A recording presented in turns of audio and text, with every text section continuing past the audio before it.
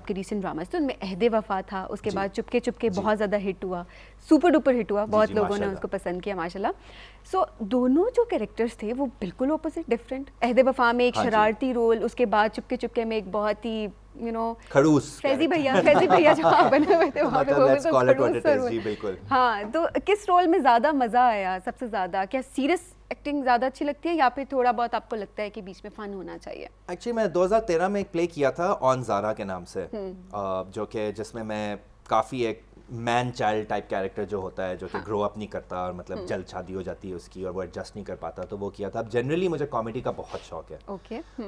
मेरे वीलॉग्स भी, मेरा अपना कंटेंट जो है वो ज़्यादा गियर होता है टुवर्ड्स सैटायर, टुवर्ड्स कॉमेडी।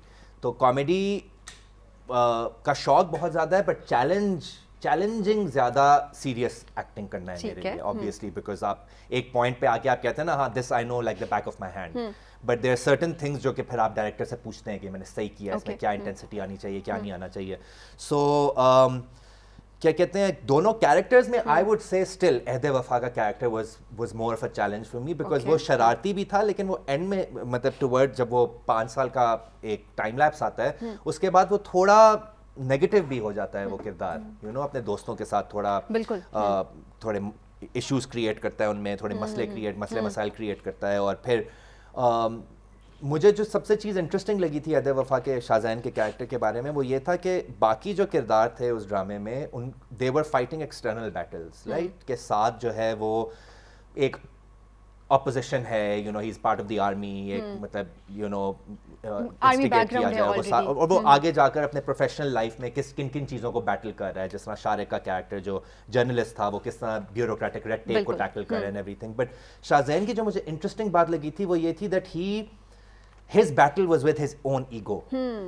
उसकी जो जंग थी, उसकी जो लड़ाई थी, वो अपने नफ्स के साथ थी। So मतलब ये चीज़ मुझे बहुत इंटरेस्टिंग लगी थी, बिकॉज हम सब ऐसे मोमेंट्स फेस करते हैं where we do something, या हम ऐसी चीज कोई कह देते हैं या कोई चीज़ कर देते हैं जिससे वापस आना बहुत मुश्किल होता है, something unforgivable or something। और फिर I think एक measure of a man or a woman यही है कि how do you pick yourself up after you've fallen, so and after you have done something so horrible।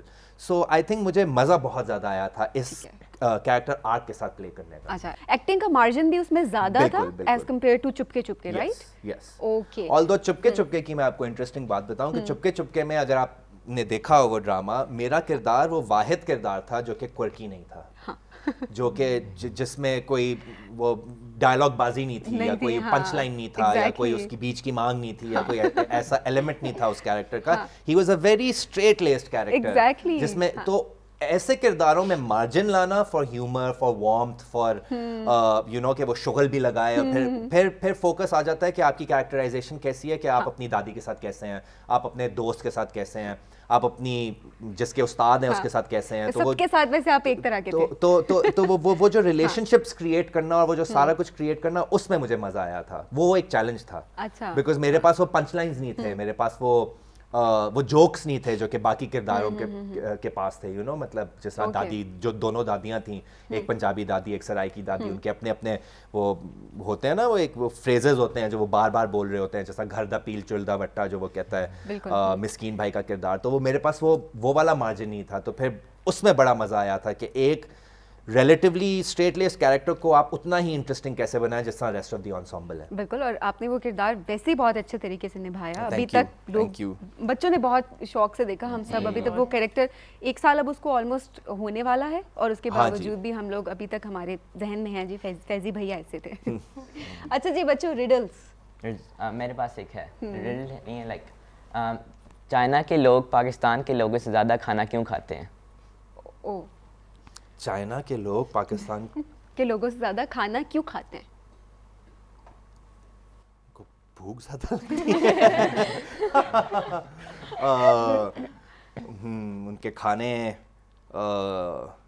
इतने rich नहीं होते जितने हमारे होते हैं। हमारे तो सालन, सिरिपाए, उनके मैं चाइना गया हूँ, मैंने चाइना में खाना खाया हुआ है। It's mostly boiled broth and very lean proteins. पता नहीं डिफरेंस है क्योंकि चाइना की पॉपुलेशन ज़्यादा है। कितना इजी आंसर था। मैं भी पूछूं एक? जी। वो कौन सी कली है जो कभी खिलती नहीं है? कौन सी कली है जो कभी खिलती नहीं है? क्योंकि हम थोड़े लेम हुए हैं इस वक्त, तो फिर मैंने कहा कि मैं भी एक थ्रो बैक करूं आपको। वो बहुत लेम क्वेश्चन था। It's a very easy answer अगर सोचा जाए तो। Repeat the question. वो कौन सी कली है जो कभी खिलती नहीं है? कली का क्या अनारकली। मतलब होता है? कुड बी, जो आपने जवाब दिया, अनारकली। अनारकली। मैंने एक प्ले किया था फास्ट यूनिवर्सिटी के पहले सेमेस्टर में, जवाब इसका है छिपकली, विच इज क्रिंज वर्दी, बट काफ़ी हिट हुआ था ये हमने एज अ जोक यूज़ किया था अपने क्या कहते हैं हमारा हम फर्स्ट ईयर्स को वेलकम कर रहे थे, मैं सेकेंड ईयर में था उस वक्त यूनिवर्सिटी के, तो तब हमने ये अपना एक स्किट किया था जिसमें हमने ये सवाल पूछा था और उसका जवाब ये था छिपकली। छिपकली छिपकली या अनारकली। आई मीन अगर आपने अनारकली, छिपकली। थोड़ा हाँ। क्लास लानी है, क्लास लाना है थोड़े जोक में, तो अनारकली आप कह सकते हैं। तो थोड़ा सा क्रेडिट जाता है ना? बिल्कुल, बिल्कुल। बिल्कुल जी। अच्छा उस्मान, लड़ाइयाँ होती हैं सेट पे वैसे कभी? मतलब कभी किसी को एक्टर से होगी या फिर कभी डायरेक्टर ने कुछ कह दिया और गुस्सा आ गया, ऐसा कोई इंसिडेंट है? देखें, फ्रिक्शन तो होती है सेट्स पर हमेशा, बिकॉज यू सी, एक तो actors are very sensitive generally, because you know हम हमेशा, और आप मतलब यूथ को जो हम मैसेज देते हैं वो ये कहते हैं कि validation has to come from within. You should not require कि और लोग आपको बोलें कि आप अच्छे हैं या आप ये हैं या आप वो हैं। आपको खुद मुख्तार होना चाहिए, you know, you should know what you are worth. But ये थोड़ा एक्टर्स पे फॉल फ्लैट कर जाता है ये फिलॉसफी, क्योंकि हम तो रिलाई ही करते हैं एक्सटर्नल वैलिडेशन पे।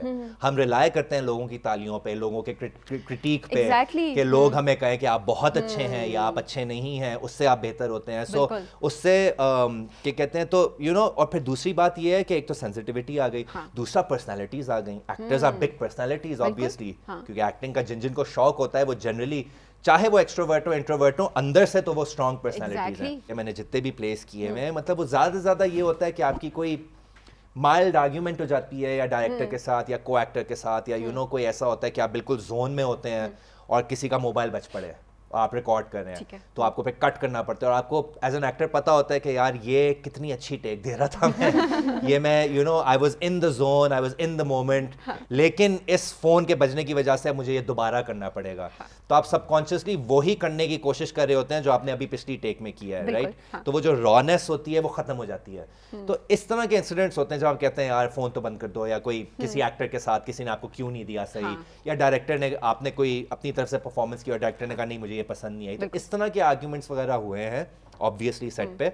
कुछ मेजर उसका से नहीं हुआ। वैसे अमूमन गुस्से के तेज हैं आप? क्या गुस्सा आता है जब कभी, तो उस्मान क्या करते हैं? चीजें तोड़ते हैं, चीखते हैं, या खामोश हो जाते हैं? मैं बिल्कुल खामोश हो जाता हूँ। मैं एक होता है ना, या तो आप एक्सप्लोड करते हैं या आप इम्प्लोड करते हैं। तो मैं इम्प्लोड करता हूँ, मैं अपने आप को रिमूव कर देता हूँ एक ऐसी सिचुएशन में, मैं अकेला बैठ जाता हूँ।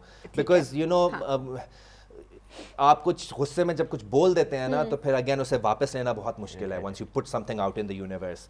तो वो फिर मेरे अंदर जो 50,000 पर्सनालिटीज़ रहती हैं, वैसे ही मेरे दिमाग के अंदर मैं उनके साथ ही गुफ्तगू कर रहा होता हूँ फिर। So I think that's a better coping mechanism कि आप किसी को कुछ ऐसी बात बोल दें जो कि बाद में आप भी रिग्रेट करें, और यू नो समटाइम्स गुस्से में आके आप ऐसी चीज़ें कह देते हैं ना which you don't really mean, but आपको पता होता है कि ये जो मैं चीज़, ये जो मैं स्ट्रिंग जो प्लक करूंगा, इससे दूसरा बंदा जो है वो डिसइंटीग्रेट कर जाएगा। इतना तो ह्यूमन नेचर के बारे में आप सब लोग भी जानते होंगे। सो वो करने से बेहतर, किसी का दिल दुखाने से बेहतर यही है कि आप थोड़ा वो कर जाए। But yes, in my 20s में गुस्से का बहुत तेज थे। तो देखिए ये एक टाइम लगता है, एक आप बहुत सारी चीजों से गुजरते हैं, उसके बाद आपके अंदर ये ठहराव आता है। मैं इसको ठहराव कहूंगी, जो अभी आपके अंदर है वो ठहराव है। बिल्कुल। और ये आने में बहुत टाइम लगता है। लाइक आप जब 30s क्रॉस कर देते हैं या फिर 25 से आप ऊपर चले जाते हैं, उसके बाद आपकी पर्सनालिटी में आई थिंक ये सब तजर्बे जो हैं और ये जो लर्निंग प्रोसेसेस हैं, ये तो आपकी ज़िंदगी भर चलते रहते हैं। आई थिंक हमारा जो सबसे बड़ा मिथ था ना ग्रोइंग अप, यू नो, जब आप 15 साल के होते हैं, 14, आप कहते हैं यार मैं 18 साल का आऊँगा ना तो फिर मतलब मेरी ज़िंदगी बदल जाएगी। फिर आप कहते हैं मैं 21 साल का आऊँगा ना तो मेरी ज़िंदगी बदल जाएगी। फिर आप कहते हैं यार 20s तो गुजर गए, जब मैं 30 का आऊँगा तो my life, I will be so sophisticated, I will be such a, मतलब यू नो, जिस तरह फिल्मों में कैरेक्टर्स होते हैं मैं उस तरह आऊँगा। That's not it. ऐसा होता नहीं है अनफॉर्चुनेटली। आपको तजर्बों पे तजर्बे आप सीखते रहेंगे जब तक यू नो मतलब यू आर अलाइव।